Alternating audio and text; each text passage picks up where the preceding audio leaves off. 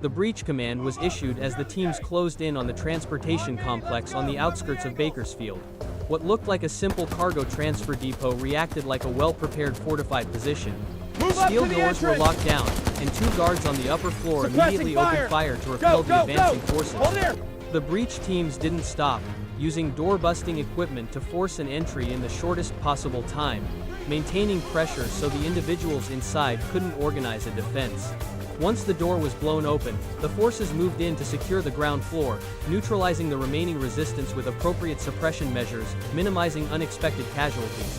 As the investigation teams moved deeper into the warehouse, abnormal signs immediately appeared. 3 refrigerated trucks were running, parked in a straight line next to the loading docks.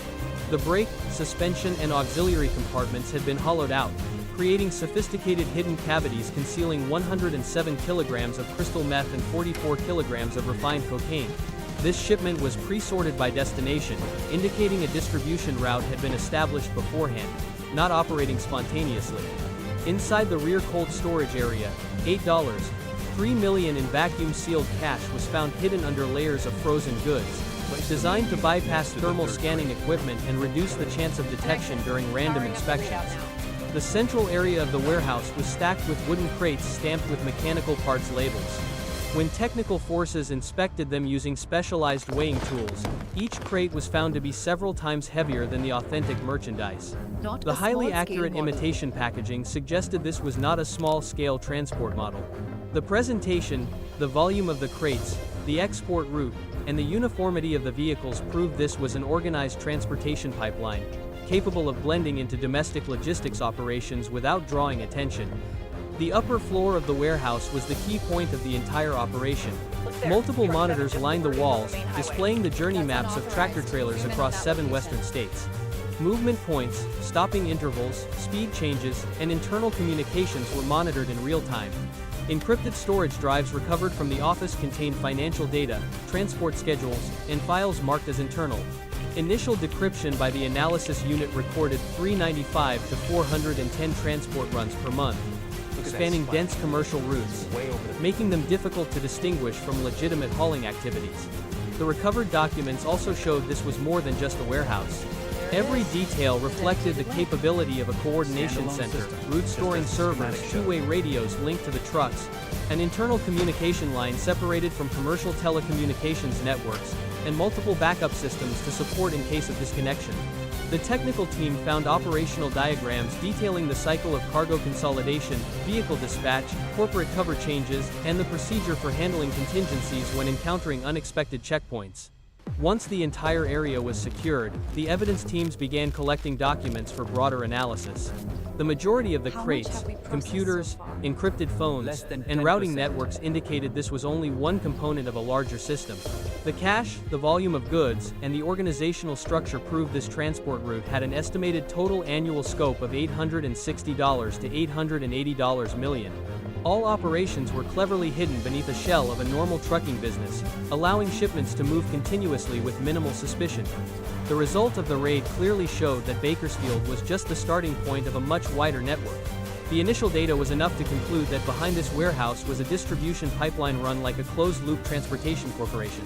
Teams were ordered to maintain the area's integrity to expand the scope of analysis, aiming to track the remaining transport routes active across the western United States. The data recovered from Bakersfield was immediately transferred to federal analysis teams.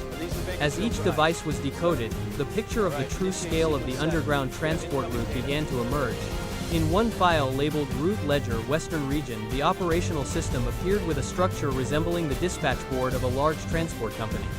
Routes were divided into multiple branches, transport density was stable, and repetitive on a cyclical basis. From this, investigators identified 182 shipments per month distributed evenly across 7 states with tight regulation, independent of fluctuations in the legal transport market. This operation wasn't makeshift.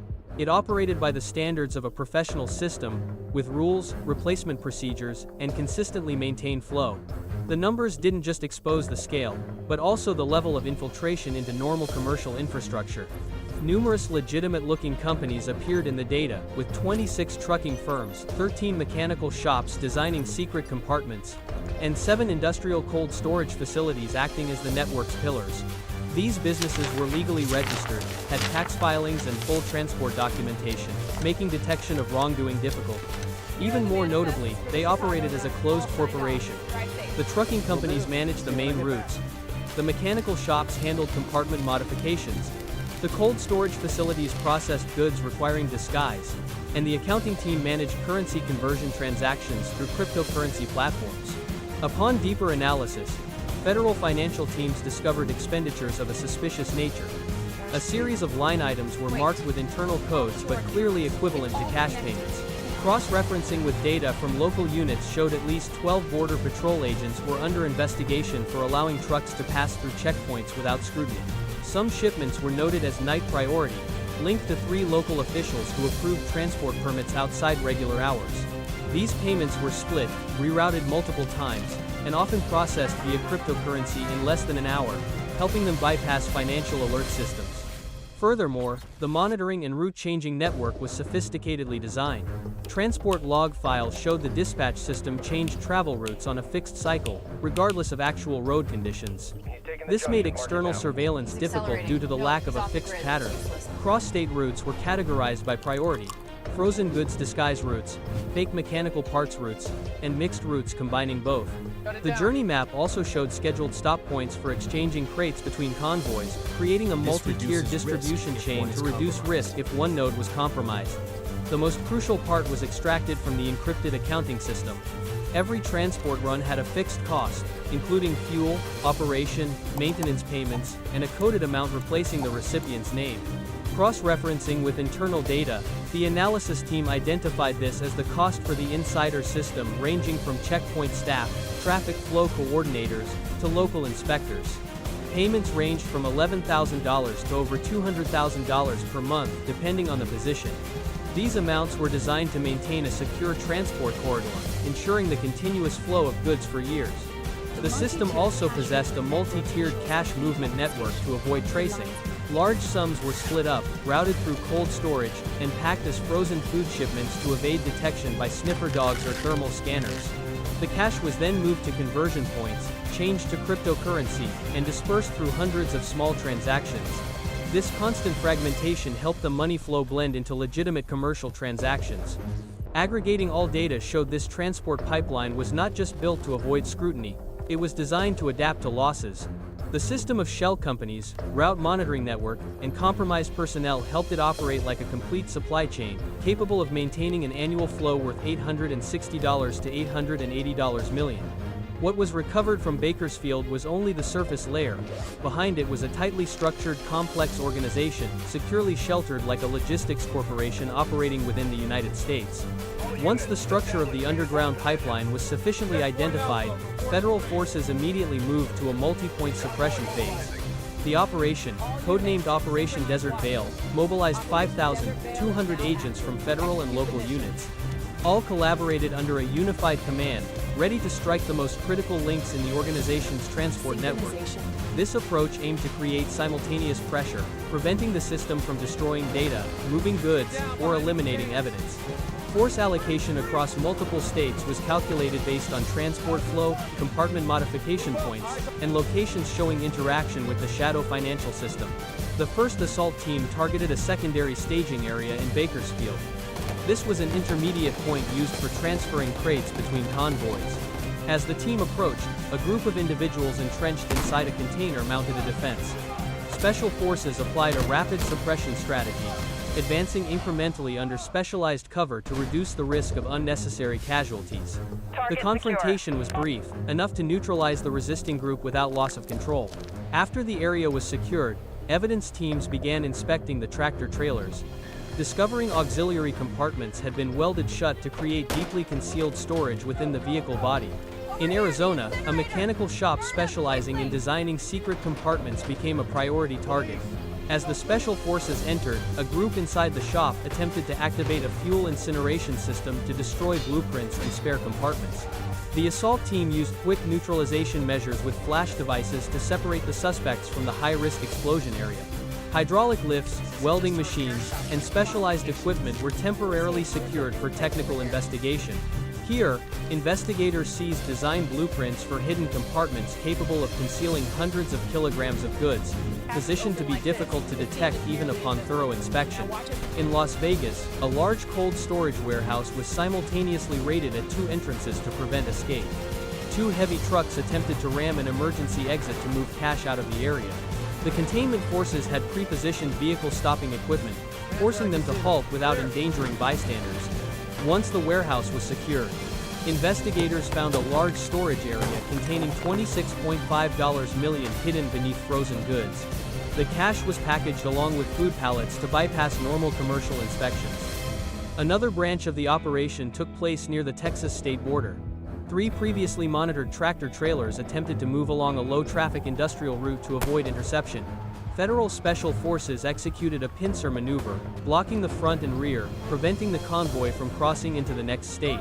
When the drivers were forced to stop, the technical team quickly inspected the engine area and discovered a steel compartment tightly welded behind the engine. Inside were bundles of narcotics deeply compressed to reduce volume and increase concealment during transit. Simultaneously, units in Colorado, New Mexico, and Nevada struck transfer depots, storage points, accounting offices, and server facilities. Thanks to the simultaneous pressure across multiple fronts, many individuals within the network couldn't react in time to destroy equipment or move documents. Initial results recorded 33 targets secured, 68 individuals arrested, and 16 neutralized in non-negotiable situations. Some trucks that drivers attempted to destroy were burned, but the core evidence remained recoverable.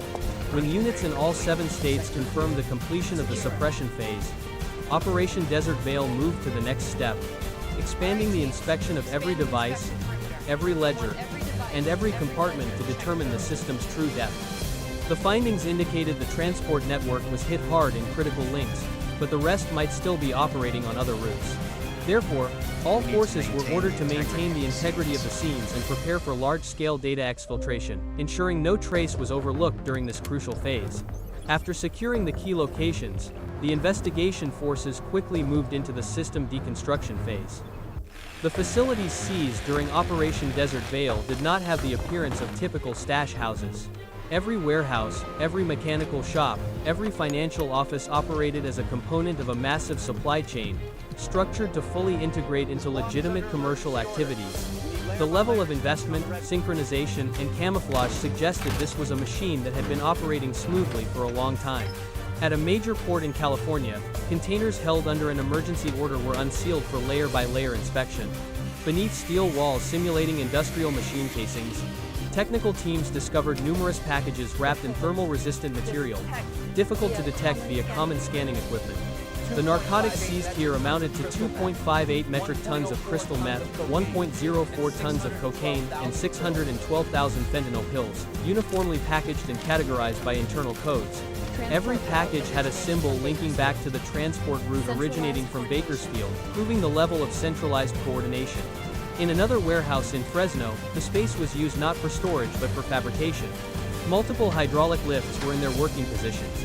Industrial welding systems, reinforced flooring, and specialized equipment for creating hidden truck compartments.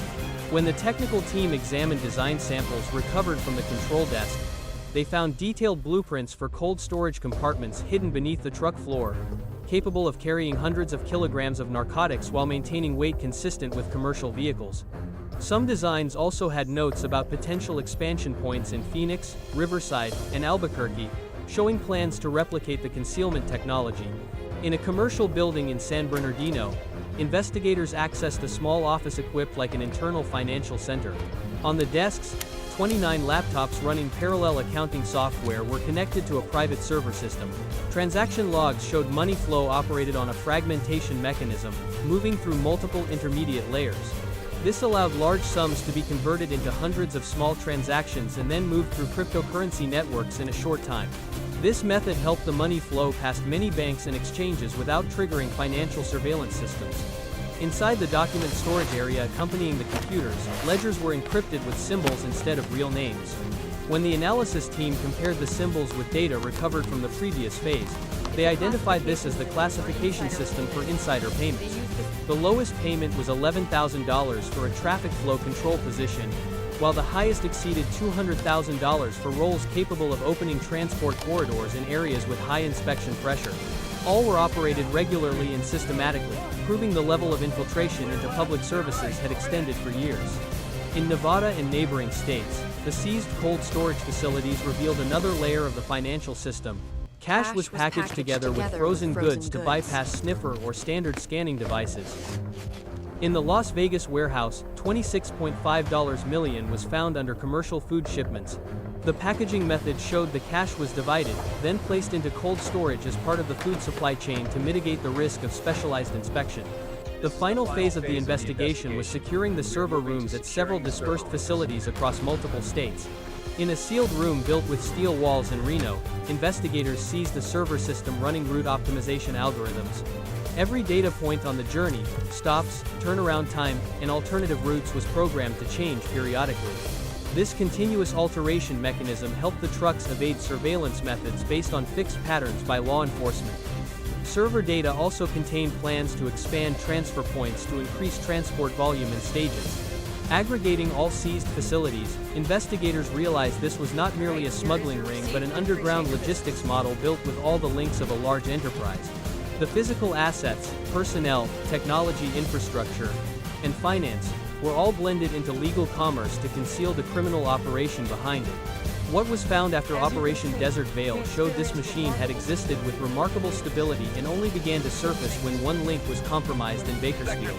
When technical forces completed the security lockdown of all seized facilities, the process of in-depth scale analysis was immediately launched on the evidence system.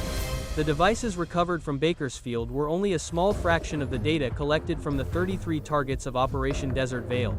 As servers and encrypted devices were unlocked, the underground transport network appeared to be much larger than federal forces had anticipated. At the Federal Decryption Center, the analysis team opened every encrypted phone found in the Bakersfield Command Center. Of the total seized, 205 devices contained intact data, including information about routes through several states beyond those already hit. Some internal maps showed transport lines extending from California into the Midwest, with marked points tracking routes going as far as Illinois. These routes had not appeared in any prior intelligence, proving the system had quietly expanded its operational scope to 13 to 14 states. Concurrently, cash inventory teams began compiling the assets recovered from cold storage, mechanical shops, and financial offices. The total amount of secured and sealed legal cash reached $78, with $7 million, not including smaller amounts found in trucks awaiting distribution. These funds were meticulously packaged, divided into small batches to easily blend into the frozen food or industrial goods supply chain, concealing their origin and destination. Despite being severed from the system, the packaging method still reflected a financial framework designed to optimize cross-state movement. At a secured facility in Reno, investigators successfully took control of a server room located in a steel, multi-locked vault. The equipment inside contained data on transport route optimization, crate transfer points, and cyclical operation models. When the contents were recovered, the analysis team discovered a plan to rebuild the pipeline within 55 to 65 days. Accompanying files included blueprints for constructing new transfer depots, surveillance camera systems, a list of equipment to purchase, and projected shipment volume that could be restored in the initial phase. This structure showed the system had prepared long-term contingency plans, capable of restarting operations when a link was dismantled. Another finding came from the interrogations of drivers arrested during the operation. Many admitted they were unaware they were transporting illicit goods. They were hired through temporary labor agencies, tasked with driving trucks, receiving sealed crates, and delivering them to specified points. All information about the goods was layered, proving the system was designed to protect those in command positions. This model of using information-blind labor made tracing the command structure much harder than with traditional criminal rings. Alongside this, in the 29 laptops seized in San Bernardino, investigators found encrypted accounting spreadsheets that did not list recipient names, only using symbols to categorize expenditures. When cross-referenced with transport files and public personnel information, the analysis team discovered an insider network spanning 3 states, including infrastructure inspectors, road controllers, and individuals with authority to approve transport permits. Records showed numerous large payments were made regularly, helping the trucks bypass inspections without being stopped or thoroughly scanned. In the Reno cold storage facility, a small steel room housed a secondary server system, isolated from the cargo area. When data was recovered, the investigation team discovered the system's longer-term plan to build a continental transport corridor connecting Mexico, California, the Midwest, and the East Coast. This model was projected to reach an operational value of up to $1.2 billion per year if completed on schedule, a capability that far exceeded the structure just disrupted by Operation Desert Veil. These results indicate the system was hit hard but not fundamentally crippled. When viewing the situation holistically, investigators realized the underground pipeline didn't just rely on warehouses and shell companies, but on a tightly layered coordination of technology, money flow, and human resources. This interweaving created a structure resilient enough to survive, adapt, and regenerate when facing losses. What was exfiltrated is only the core of the network, and complete dismantlement requires many more steps on a larger scale. When federal forces were concentrating on analyzing the vast cache of seized evidence, data recorded from the server systems and encrypted devices indicated that the underground pipeline was not simply taking its losses. The internal structures, built to operate like a major enterprise, also provided the ability for rapid recovery. This was evident in the newly recovered files from the Reno server room and internal communication logs intercepted during the operation. They not only described the remaining parts of the network but also showed that a rebuilding plan had been underway even before Operation Desert Veil began. Among the seized files, analysis teams found notes about linking with small transport groups operating large motorcycles in Nevada, Colorado, and Utah. These weren't well-known, large organizations but detached, independently operating groups, often used for hauling bulky goods in rural areas. According to the data, 15 drivers from these groups had been scheduled for rotation over the next 90 days. They were chosen because they had no visible ties to the old transport pipeline, held no unusual transaction records, and had the ability to move through areas with less patrol presence. The dynamic files showed the network planned to rely on these groups to restart small-scale routes first, then gradually expand back to the original capacity. Concurrently, the financial team discovered cryptocurrency transactions were still ongoing during the period the operation was being executed. Large sums had been fragmented into hundreds of tiny transactions and pushed through intermediate wallets before entering hard-to-trace platforms. The total value of these transactions reached $13.9 million within the last 6 weeks. The multi-layered fragmentation model was designed to avoid detection by banking surveillance systems. Even transactions collected post-operation showed this money flow was capable of operating independently of the seized physical facilities.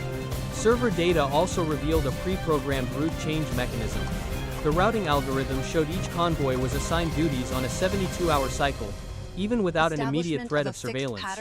This continuously created new movement chains, making the establishment of a fixed pattern nearly impossible. By altering stopping points, layering routes, and swapping commercial cargo positions, the system created a network flexible enough to adapt to any form of conventional monitoring. Given that the old transfer points were dismantled, this algorithm could entirely continue operating on smaller routes, allowing the network to maintain minimal operational tempo during restructuring. Another notable point emerged in the encrypted files: the plan to expand scope into the Northwest region. Notes related to Oregon, Idaho, and Wyoming described areas with low inspection density, few specialized scanning stations, and a large enough volume of commercial trucks to blend into. The system planned to build small cold storage points and use a method of moving fragmented cargo over short segments, instead of consolidating large volumes like the old route. This reduced the risk. If a small point was discovered, the network could still maintain other routes without significant losses. Data from interrogations also reinforced the notion that the transport pipeline was being rebuilt. Some mid-level individuals stated the system always had contingency plans, from labor sources to equipment. Undiscovered shell companies were also ready to take on new roles to keep the flow of transport uninterrupted. The distribution of responsibilities meant the network wasn't dependent on a single point, creating the capacity for rapid recovery from localized damage. In aggregate, data from multiple sources suggests a network too is taking shape with a leaner, more concealed, and harder to identify structure. Instead of relying on large warehouse systems, the new pipeline relies on fragmented transport segments, temporary labor, and upgraded encryption technology. The initial steps may be small, but when connected, they form a system powerful enough to run cross-state shadow commercial routes. Operation Desert Veil struck the core of the old machine, but the data reveals a new one is gradually forming in less monitored regions. ready to resume operations if not preemptively stopped. When federal forces sealed the evidence facilities and the final convoys left the raid sites, all data collected during Operation Desert Veil began to be aggregated to assess the true impact of this multi-state attack. Initial results showed the underground transport system sustained heavy losses, but the more critical finding lies in the picture of its infiltration into U.S. operational structures. It is this very infiltration that allowed the network to persist for such an unbelievably long time. It did not rely on overt violence, but on small loopholes in procedures, compromises forged over time, and the complacency of responsible individuals. All data recovered from the secured financial offices not only showed how money was fragmented and circulated through intermediate wallets but also exposed how the system relied on individuals within the very regulatory agencies. Expenditures were recorded by symbol, with amounts divided by function. Permit approvers, specialized inspection bypassers, and facilitators who helped trucks pass through areas with high surveillance density. Each payment was not large enough to raise suspicion, but collectively, they formed a protection network strong enough to keep the transport pipeline operating steadily for years. The transport logs, route maps, and server data showed this network did not grow by seizing market share or overt violence. Instead, it blended into the legal commercial system, co-opting existing procedures in the U.S. supply chain and exploiting them with calculation. Goods were shipped alongside commercial trucks, cold storage was located among industrial parks, and shell companies were registered normally with standard tax filings. All of this made the transport pipeline difficult to distinguish from real hauling operations, rendering it virtually invisible without a massive strike like Desert Veil. Similarly, interrogations of drivers and operational staff showed that the majority were unaware of the nature of the goods they were moving. The layering of information helped those responsible for coordination maintain a safe distance, while the execution force only dealt with simple work orders. This model helped the transport pipeline avoid being traced backwards and made it a much harder structure to dismantle than traditional rings. Furthermore, the regeneration system discovered in the Reno servers shows the network's capability to bounce back quickly after significant losses. The plan to rebuild cold storage, construct new transfer points, and arrange temporary transport routes reflects how the network operates like a business with disaster recovery procedures. This poses a substantial challenge to law enforcement, as striking a single point will be insufficient to completely collapse a structure that is so layered and dispersed. Operation Desert Veil is clear proof that when federal forces collaborate, this system can be exposed. However, what was found also sends a powerful message. The real battle does not end immediately after warehouses are busted and suspects are arrested. It continues in the corridors where cash is moved, in the offices where permits are signed, and on the roads where commercial goods and illicit cargo merge. That is why this fight cannot rely solely on raids. It demands continuous surveillance, transparency from regulatory bodies, and the responsibility of the community to identify unusual signs. The transport pipeline did not grow powerful due to internal strength, but because of the prolonged silence of those expected to detect it. Desert Veil pulled the network out of the shadows. But to prevent the next generation of this system from emerging, the operational loopholes must be closed, and all must keep the light shining on the places it successfully avoided for so many years.